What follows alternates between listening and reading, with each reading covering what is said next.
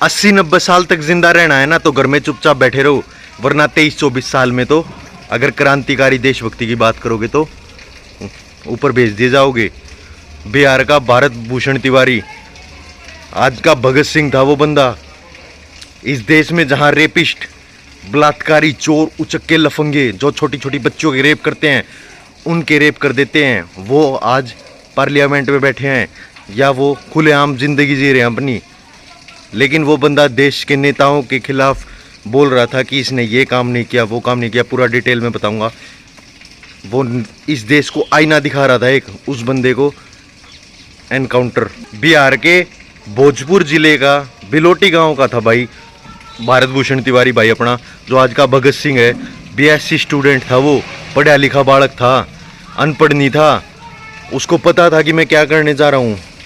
अगला बोला है कि देशभक्ति के लिए जान देनी भी पड़े तो कोई दिक्कत नहीं है। अगला पहले से ही तैयार था। उसने आज तक कोई भी गलत काम नहीं किया था, सिर्फ वो कर रहा था, सिस्टम को आईना दिखा रहा था वो खाली। भरत तिवारी भाई ने कोरोना में भी सरकार को लेटर लिखा था कि अगर कोरोना वैक्सीन के लिए मेरा बॉडी चाहिए तो मैं देने के लिए तैयार हूँ। मेरे को ऐसी जान चाहिए ही नहीं जो मेरे देश के काम ना आ सके। वो सिर्फ अपने देश के लिए, अपने सिस्टम से लड़ रहा था भाई, अपने गांव के लिए। क्योंकि बाढ़ में उसका पूरा गांव जो गंगा नदी में समा गया था, वो बेकार सिस्टम से लड़ रहा था कि हमारे गांव को राहत दे दो, हमारा गांव ठीक हो जा। तो वो अपनी बातें रख रहा था खाली। जैसे नेता वादे कर देते कि हम रोड बनवाएंगे, जैसे थोड़ा सा टूटा हुआ है तो मैं अब इलेक्शन में वोट मांगना है तो मैं आपके घर की छत बनवाऊंगा। मतलब कहने की बातें हैं कि जैसे हम आपके गली बनवाएंगे या आपके यहाँ पे लाइट लगवाएंगे, बिजली लगवाएंगे। वो नेता फिर बाद में करते नहीं। तो वो सिस्टम को आईना दिखा रहा था कि जो आपके नेता वादा करते हैं ना, जो घूस रुपये खा लेते हैं भाई बैठ के, पैसा आता है वो खा लेते हैं, वो उस चीज़ के बारे में आवाज़ उठाता था। अपना भगत सिंह भाई जो आवाज़ उठा रहा था ना, वो सरकार के कानों तक पड़ी नहीं रही थी। क्योंकि भाई सरकार अच्छी चीज़ों को दबा देती है और बुरी चीज़ों को ऊपर लाती है। अगर आप गंदे आदमी हो तो आप वोट इलेक्शन में खड़े हो जाओ। आपसे सुथरा, साफ सुथरा, सच्चा इंसान कोई नहीं है इस धरती पे, ठीक है। उस बंदे पे कोई मुकदमा नहीं था। वो आवाज़ सुनाने के लिए उसने भाई, उसको पता था कि वो थोड़ा एक गर्म दिमाग का था, ठीक है। तो भाई लेकिन पढ़ा लिखा था वो बंदा, उसको समझ थी कि मेरे को क्या करना है। भगत सिंह को अपना आइडल मानता था वो। उसने पिस्टल भी खरीदी एक कि बैरा जो कानून है अपना, बैरा जो सिस्टम है उसको सुनाने के लिए। लेकिन उस बंदे ने उस पिस्टल का कभी गलत यूज़ नहीं किया।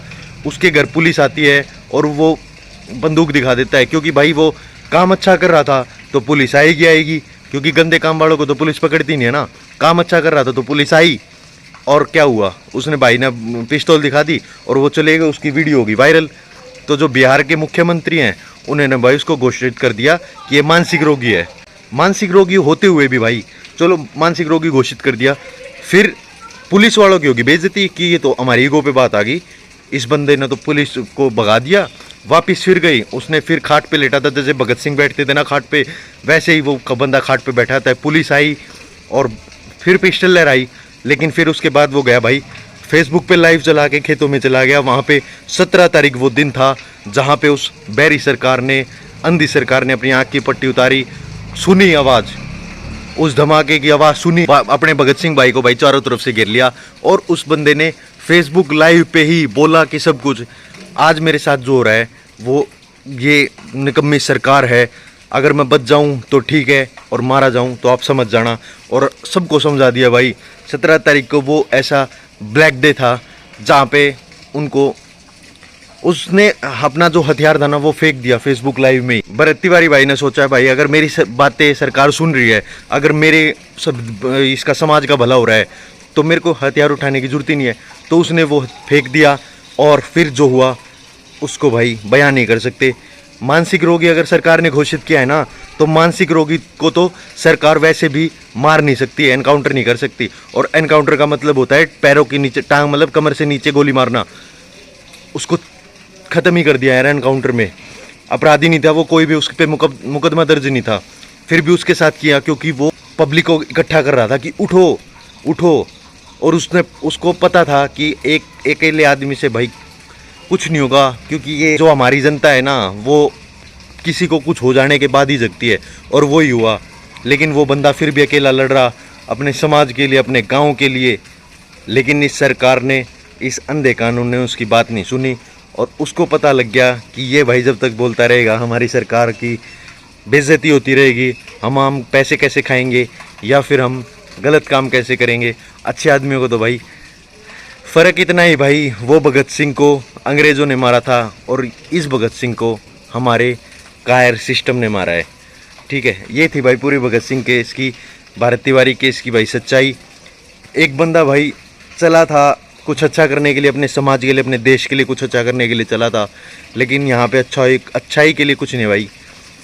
वही बात है, 80 साल तक जीना है तो चुप रहो, 23-24 साल में जाना है तो क्रांतिकारी बन जाओ, देशभक्ति करो। वो बंदा वीडियो फेसबुक लाइव पे भी, उसको जब जाने का टाइम था ना, उसको पता था कि ये मेरा आखिरी है, ये कुछ ही लम्हे हैं मेरे इस धरती पे, वो बंदा तब भी बोला कि देश प्रेमी ऐसे ही होते हैं, क्रांतिकारी ऐसे ही होते हैं। सैल्यूट है भगत सिंह भाई आपको, क्योंकि आपने वो काम किया है। आप सच में भगत सिंह हो यार, कहने के नहीं, पोस्टर देख के वो बोलने के लिए नहीं हो, आप सच में भगत सिंह हो। आप अकेले लड़े और अकेले आपने, अब भाई पूरा बिहार जाम है, लेकिन उससे कुछ होगा नहीं। इस सरकार ने सुनना होता तो पहले ही सुन लेती भाई। ठीक है, जहाँ पे रेपिस्ट को जो 2-2 साल की बच्ची 6-6 महीने की बच्चियों से रेप कर देते ना, उनके लिए कुछ नहीं होता। मनीषा बहन के साथ आज से 1 साल पहले हुआ था और देख लो भाई, कोई इंसाफ नहीं मिला और ना मिलेगा। CID भी नहीं किया भाई, सब कुछ ही नहीं गया है। तो फिर जय हिंद।